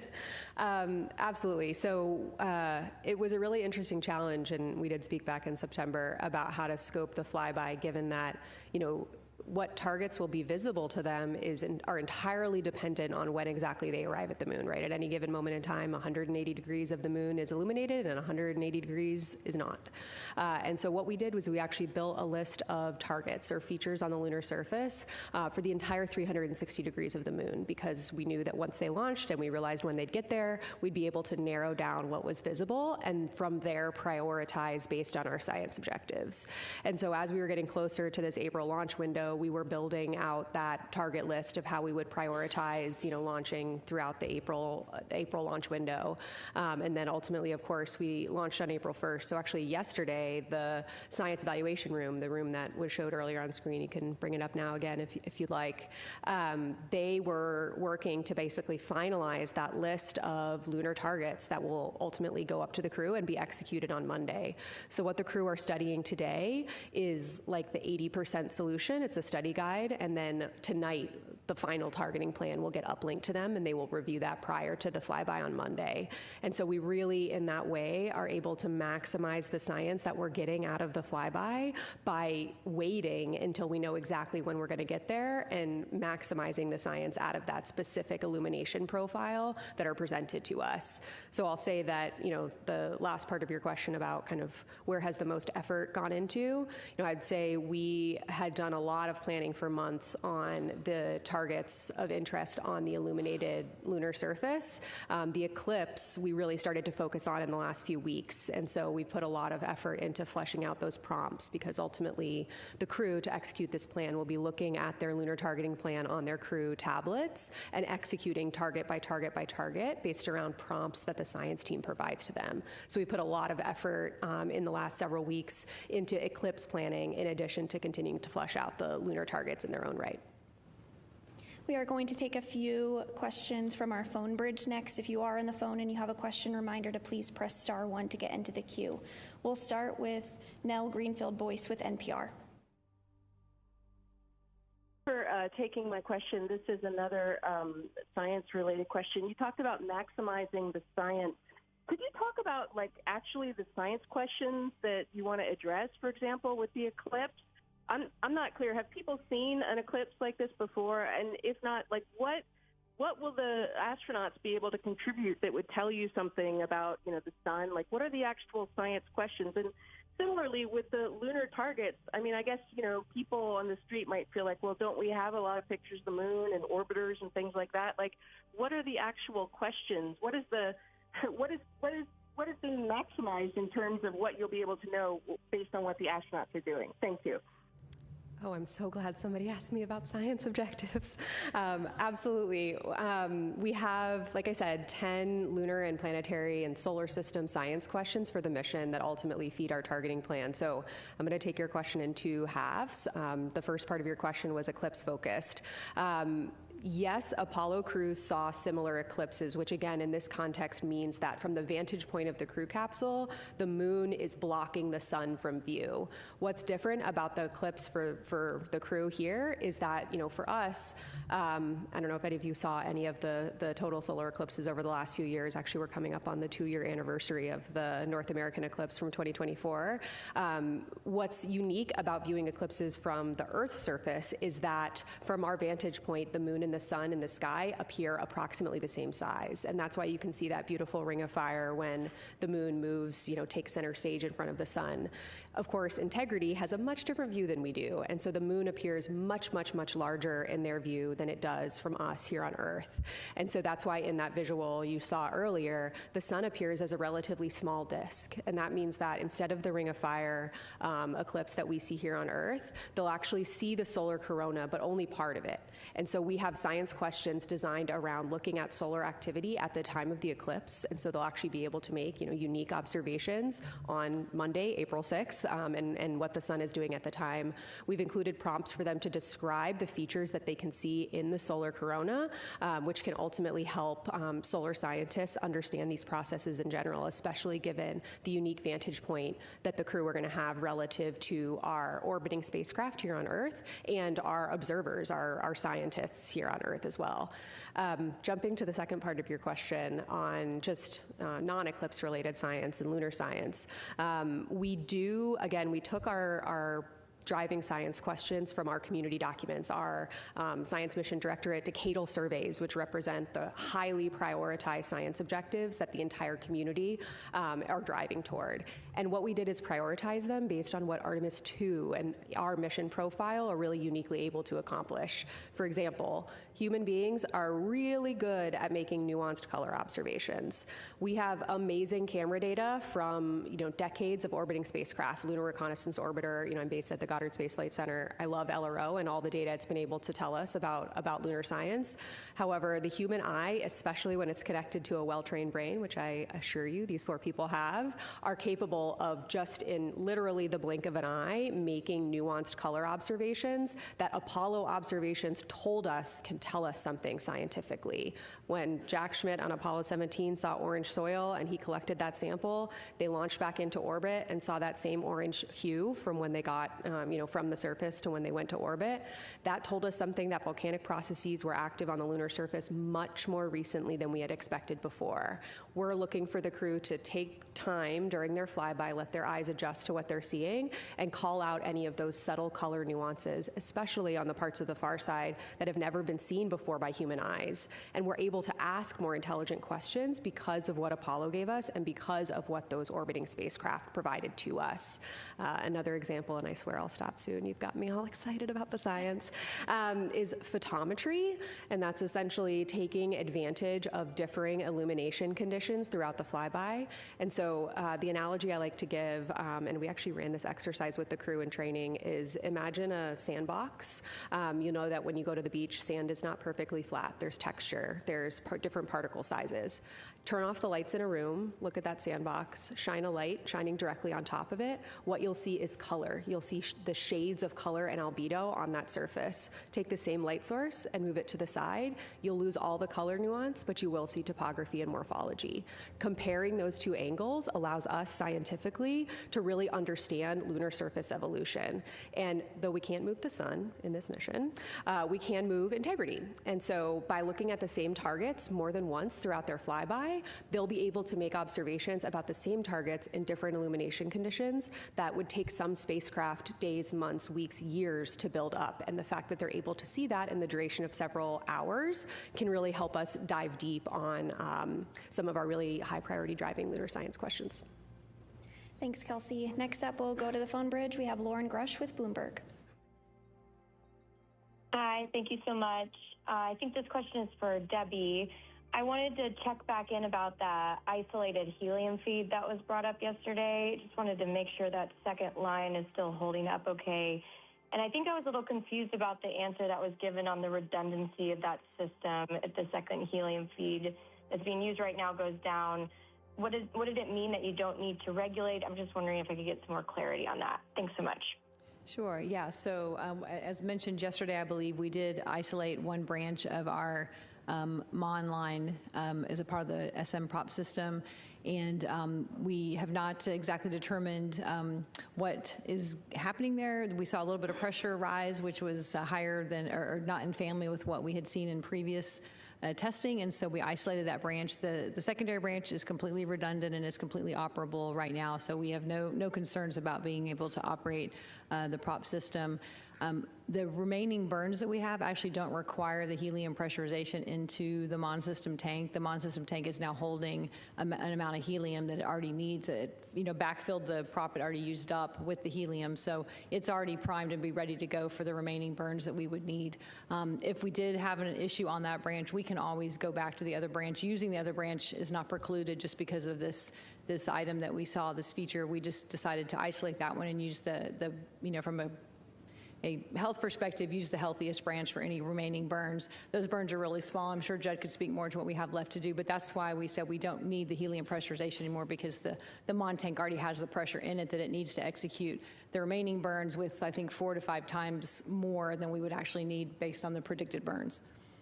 Yeah, I'll add, so the trajectory corrections that we have, we skipped the first 2. We got 4 planned remaining. Each one of those we budgeted maybe 30 seconds or so for, and we're really only seeing we only need probably 10 seconds at most, and so we've got plenty of ullage is what we call it. So plenty of pressurization in the system to not have to use the helium, even if we had a problem with the secondary line. And I guess I should also mention we are also protecting for an off-nominal type of board situation. In that case, you may have to use a pressurization system, and the second branch is perfectly healthy to accommodate that as well. So we have not lost any redundancy or fault tolerance in our system. We decided to isolate the one branch that we didn't like the behavior and proceed with the rest of the mission on the secondary branch. We'll take one more question from the phone before coming back into the room. Next up is Joseph Howlett with Scientific America. Hi, yeah, this is for Kelsey. I'm curious if there's a particular lunar feature or another that you're excited to get human eyes on. Is there something that in particular that you're looking or hoping for the astronauts to see? And then also, have they gotten photographs of any other celestial bodies besides the moon already, or is that planned for the next couple days? Yes. If you ask, 100 lunar scientists what their favorite features are, I'm sure you get 100 different answers. I think I'll maybe cheat and give a couple. I think Oriental is obviously extremely compelling. This is an impact basin that plays such a critical role in not just lunar science, but in planetary and solar system science. It's the type impact basin we use to understand impact processes across the solar system, which is one of the most ubiquitous processes across the entire solar system. And we've never had human eyes on, by far, the majority of it. I will say, a little bit closer to home, the crew is really excited about that target, and they're really excited about, understanding its significance in lunar science and planetary science. So I'm really eager to hear their descriptions specifically of Oriental, just given the excitement that the lunar science team has and that the crew has. We also, when we were training the crew, we gave them a Big 15 lunar geography challenge. So we gave them 15 features across the entire surface of the moon that at any given time, no matter when they launched and what the illumination was, they'd be able to see at least 5 of them at the time. And so if you can, know these 15 features, you will always be able to orient yourself on the moon. One of our targets that they'll actually look at twice on Monday is Ohm Crater. That was one of the Big 15. They've used it as sort of this, quizzing themselves. We actually literally made them flashcards for understanding lunar geography. And so I'm excited that Ohm made it into the targeting plan and that they'll actually get to see it twice under different illumination conditions. So there's a lot of Yeah, really exciting potential for the observations. And, frankly, what I'm the most excited about for Monday is hearing those descriptions starting to come down from the crew. They've practiced for many, many, many months on visualizations of the moon and getting their eyes on the real thing. Really, really looking forward to them bringing the moon a little closer to home on Monday. Next up, Will. Hi, Will Robinson-Smith with Spaceflight Now. Thank you all for taking the time. Question for John Honeycutt. In your mission management chair role, we heard early this morning when the crew first woke up, early days, but it sounded like there may be some weather in the splashdown zone that's being watched at this point. I wonder if you can give us the assessment at this phase of the mission, how the splashdown recovery is looking, and then putting your SLS hat back on. You mentioned earlier in your remarks, the rocket performed pretty straight down the middle and even better than Artemis I. Even given that, are there some tweaks or finesses that you'd like to see between this rocket that just flew and the rocket that will fly on Artemis III? Thanks. So I'll take the first question as far as entry weather. So it's a little too far out right now for our models to converge, but I'll tell you our meteorologists have been monitoring what we think the models are gonna do, and we're essentially in between two systems. And if those systems either speed up or slow down, then we might have a case where the weather might not be good in the San Diego area, and we might have to go a little bit more uprange into the Pacific. But again, those models it's too far out to know that. So we'll get better models Monday or Tuesday, and so that's when we'll plan to send the recovery ships to the proper staging area in planning for entry. And so, John, you want to talk about them? Yeah, it's still a little bit early in the data review process, and so the numbers that I've got right now are based on the limited amount of data that we've got. I think the resolution will continue to get better, and if it points to something that we need to go do to change on the rocket, we'll go do it. And, for instance, we learned something in Artemis I, and we went and put the strakes on Artemis I, and they did their job fantastically. So, we'll be vigilant going through the data, and whatever the data turns up and we need to address it, we'll be ready to go do that. Thank you. We'll take another question here in the room. Hi, I'm Hanju Yang from Kookmin Daily in South Korea. My question is for John Honeycutt. And K-Rod Cube, the Korean CubeSat carried on ARTEMIS II, unfortunately failed to establish communication. And despite the setback, it was a meaningful first step for Korea's participation in an international crewed lunar mission. Looking ahead, what kinds of opportunity will future SLS mission offer for international partners like Korea to participate beyond CubeSat ride shares? Yeah, so given where we are on the mission that is being planned for SLS and the architecture that the administrator and the associate administrator talked about over the last couple of weeks, I'm not aware of anything that they're doing. That doesn't mean there can't be something coming up. I would just say that the capability, if called upon, especially in the configuration that we're in for Artemis II, if it's needed, I think it'd be ready. Next up, another question in the room. Hi, Alejandro Turnbull from Space Scout. Over the course of today, we've heard that Christina might have had a little bit of issues with her computer, her personal computer, and just wondering if any of you could speak to what those issues were and what you're doing about them, and then also how you're going to take those learnings from that, as well as Reed's viral issue with his email from the early part of the mission, and apply those to future Artemis missions and personal computers on future missions. Yes, so Christina's portable computing device, it failed. I mean, it's a computer failure, so it's not usable anymore. But we still have three, that Reed, Victor, and Jeremy have, and so she's able to swap out and use, borrow their computers for any uses that she may have. As far as the email issues, again, that's just because we're not connected to the internet or to a sync all the time. We have to do manual syncs, and sometimes those files get corrupted. So I wouldn't say it's a real big issue. We got it corrected, and so it's not unlike issues that we see on the International Space Station. Sometimes we have to do some IT support, and I would say that's just nominal. We understand how to work those and carrying those forward. Another question here in the room. Hi, Katrina Miller from the New York Times. This question is for Kelsey. Can you clarify that there are parts of the moon that have never been seen by human eyes that will be seen by the Artemis II crew? And then I'm also curious if you have any words to share on the cultural importance of seeing the far side of the moon with human eyes.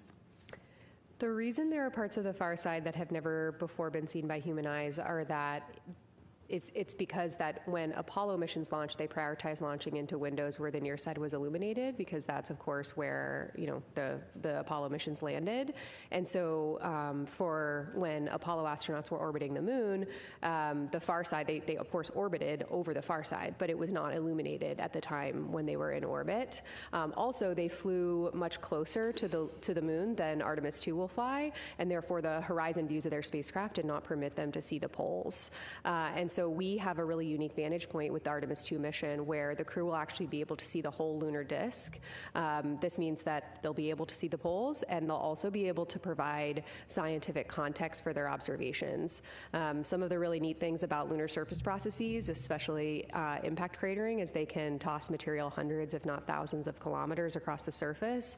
And because of this unique vantage point that Artemis II has, which is so much farther away than we experience with Apollo, they'll actually be able to provide context for those processes that are so influential across the entire lunar surface, where one crater in the northern hemisphere can shed material all the way down into the southern hemisphere. We're looking forward to the unique views. Back in the room, this gentleman in the black cap.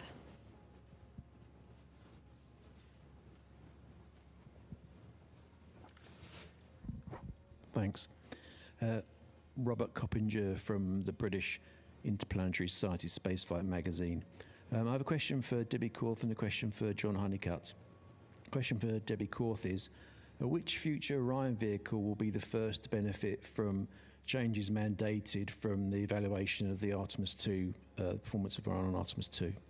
And for John Honeycutt, you have less than 2 years before SLS is to launch with the Centaur upper stage.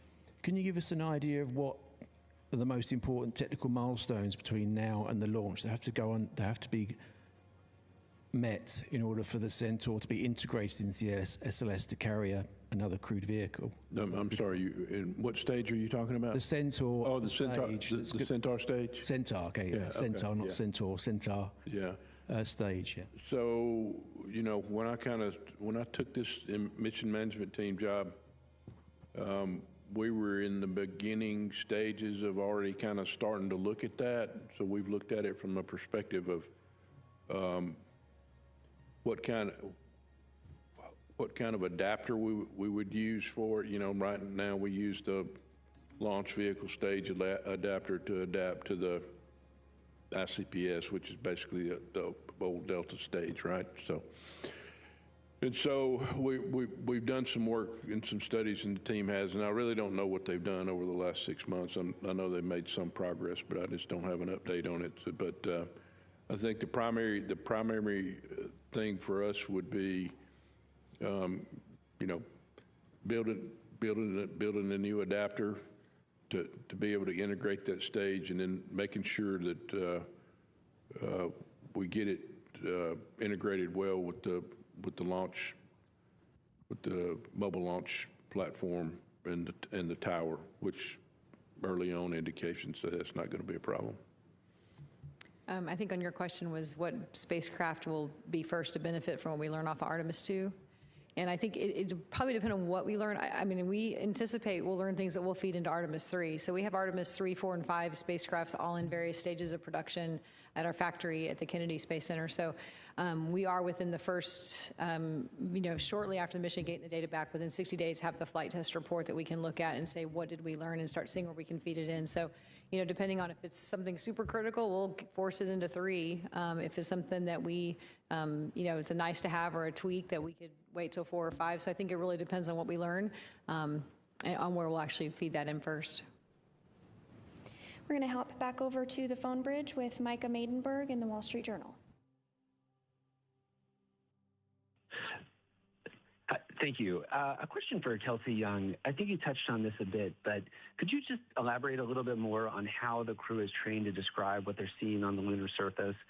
How do you get everyone to provide the best possible descriptions of what's in front of them, given the science objections? I mean, are they learning specific vocab or trained to really dial into specific features on the lunar surface? Thanks so much. You guys are asking me all my favorite questions today. We train the crew in a few different ways. First and foremost, in the classroom. So I want to make it known that, astronauts have to sit in the classroom and do homework as well, even ones that are going to the moon. So we sit in the classroom with them. We teach them better science objectives. We try to really keep it hands-on and have them, integrate a lot of description practice, a lot of, we get their hands on rocks, even though this crew isn't going to the surface. It's important to understand what the material looks like that they're going to be describing. We also take them out in the field. We took all 4 prime and 2 backup crew to the Icelandic Highlands, and we, had them practice descriptions there as well. Really what we're trying to do is, of course, just build their toolkit, right? I mean, we're not trying to train them on the ground for a specific flyby because we don't know exactly what moon is going to be presented to them when they get there. So what we're trying to do is, turn them into field scientists. They're parts of the lunar science team in our eyes. They're the field scientists, the explorers, doing the scientific exploration, and we want to prepare them to be able to do that. And so, really critical for our team and the crew has been getting them also in the mission simulations with, the rest of the flight control team, where we actually show them, renderings, visualizations of different flyby conditions and have them actually practice giving them descriptions. Then our lunar science team will go back, listen to those descriptions, and provide feedback. I can tell you that, just having this crew describe visuals of the moon, visuals of the lunar surface, will give you goosebumps. And so they are absolutely prepared not just to give really scientifically compelling descriptions, but also to bring that experience verbally to us watching here on Earth. And so, yes, we started small with the vocab, but by the time they launched, this crew, they are absolutely invested in our lunar science objectives. They really understand them, and they understand the features that they're going to be asked to observe and why they're being asked to observe those features. I also want to point out that, as members of the science team, they're the in situ explorers. They're the ones that are empowered to understand our objectives and execute accordingly. So we've, made sure to tell them that we are giving them a science plan. We are giving them guidance that is tied to our science objectives.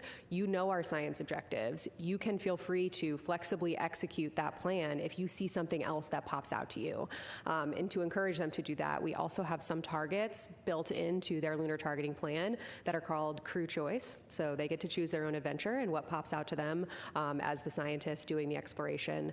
And the last thing I'll say is that, the morning, the crew morning after the flyby, we'll actually have a crew conference with them specifically focused on science. And to us, that is not a debrief, that is active data collection. The same way field scientists in the field, they take notes, they describe what they see, they have to sync together before they head back to the lab and forget everything, the nuanced observations from when they were actually doing the data collection in the field. So we are really looking forward to that crew conference where we can ask them follow-ups, we can synthesize, have a synthesis discussions on what they saw across the entirety of the flyby. We've actually simmed this, practiced this a few times with them, and just having 4 brains on the discussion at the same time so they can kind of build off of each other is really scientifically impactful. So this crew is absolutely ready to deliver on the lunar science objectives, and the lunar science team is just trying to set them up for success the best we can. Our next question on the phone bridge is from Leo Enright with Irish Television. Thanks very much. I'm a TV guy, so I'm interested in the TV pictures. I was wondering if somebody could talk about what we might expect in terms of live television during the flyby. I mean, I assume the optical comm system won't be available. It'll be turned in the wrong direction, I presume. But, I mean, will we get the SAW camera imagery, or will the crew be shooting stuff out the window, or what can we expect? Yeah, I think I'll be back tomorrow to talk about the details of the flyby itself. But the quick answer is that yes to all of those things. So we will be getting SAW camera video streaming during the flyby, except of course the loss of signal when they go behind the moon. We will also be hearing from them several times an hour verbally on what they're seeing out the window. So really looking forward to hearing those descriptions in real time. They'll be recording the rest on board, but we'll hear a few times an hour from all of the crew members on what they're experiencing. And for parts of the flyby, we'll actually be able to go on board with them with that camera you guys have been seeing over the last couple days. I will say that most of the lights will be off inside the cabin because that's how we get good imagery of the moon, but we will be able to kind of take that ride along with them. And yes, they will be taking pictures. They'll actually be using 3 Nikon cameras, 2 D5s and 1 Z9, each equipped with a different zoom lens to capture, varying features. We pick the lens that's best for the objective. So you'll be seeing a lot on Monday, real time, and tomorrow I think I'm on tap to explain a little bit more about how the crew are structuring themselves during the flyby and a little bit more about what we're going to be seeing. And I would add that the optical comm is only really available during the crew sleep period, so don't expect the high-res video, but you will have, as Kelsey mentioned, the SAW cameras through our nominal low-rate video. And we're looking forward to take advantage of that optical comm to get down some great photos overnight. All right, we'll go to another question here in the room. Jerry Rothwell from Lightbox. You mentioned you were tracking the burning odor that Jeremy Hansen mentioned this morning. I wondered if you could say a bit about what the possible causes of that were and whether they're a concern. Yeah, you meant the dusty heater smell. Is that what you're referencing? Yeah. So that was the smell I referenced, that we had some report of a smell that we don't understand where it's coming from. So we did actually look at our power data, our heater data. Nothing looks anomalous. We have an anomaly gas analyzer that we can use to check the constituents of the air. Nothing showing up. So we don't know exactly yet. We're still troubleshooting where they might be coming from. The teams are looking at some data we had on the ground where that same similar type smell had been reported, and think it might be more mechanical in nature, some tapes and some other materials that might be off gas.